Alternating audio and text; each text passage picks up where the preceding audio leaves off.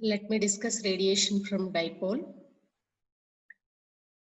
Here, this is the two conductor transmission line, and this is this bent structure. This is the transition region. If the transition region of this two conductor transmission line is bent through 90 degrees, the two currents becomes exactly parallel to each other. This 90 degrees bend provides abrupt change in the impedance at the transition point. Here the current is still continuous. The resultant geometry is known as dipole. The transition structure of the two-way transmission line is bent through 90. You get this dipole structure.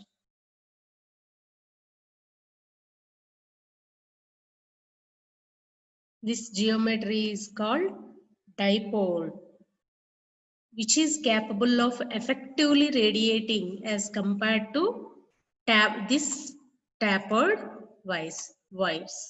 How can we get dipole? This tapered wires bent through 90 degrees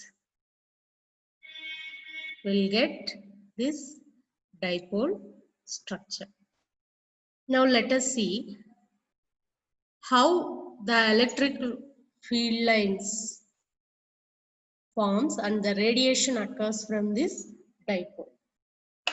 Let us see the mechanism by which electric lines of force are detached from the antenna to form the free space waves. Okay. Let us assume this is the upper pole and it is downward pole. This is upper pole, this is down pole.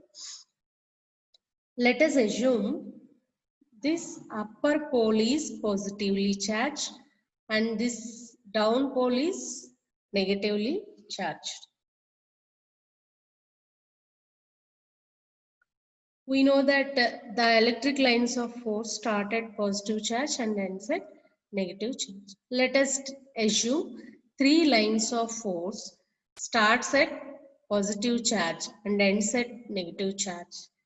During the first quarter cycle, these three electric lines of force travel a distance of lambda by 4. This is the case at t equal to t by 4.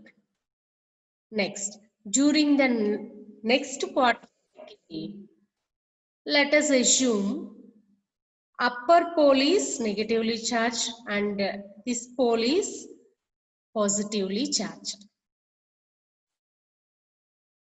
By the generation, that means upper pole is negatively charged, this pole is positively charged. These initially generated three electric lines of force travels a lambda by 4 distance. Initially they travel lambda by 4 distance. During this time they travel again lambda by 4 distance. So these initially generated electric lines of force travel a distance of lambda by 2. Total distance is lambda by 2. Now because of the upper pole is negatively charged and this lower pole is positively charged, then we know that let us assume three lines of electric lines of force. They start at positive charge and ends at negative charge. These three lines, newly generated three lines of force pointed upward direction. Initial lines pointed downward direction. So on the upper pole, initially three positive charges are there, newly generated negative charges. That means by introducing opposite charges on the poles, they have neutralized the charges on the conductor, upper conductor and lower conductor. They have neutralized the charges on the upper conductor and lower.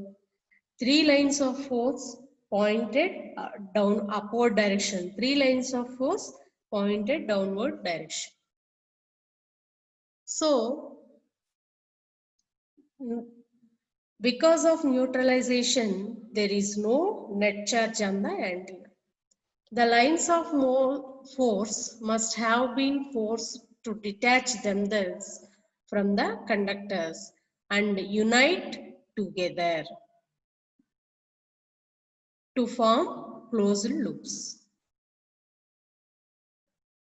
Because of the neutral charge on the upper conductor and lower conductor, some electric force acts upon these electric lines of force. By connecting the ends of these electric lines of force, we get closed loops. This entire process is during the half cycle, T equal to T by 2, half cycle. In the remaining second half of the period, the same procedure is followed, but in the opposite direction. In this way, the electric lines of force are detached from the antenna to form free space closed loops.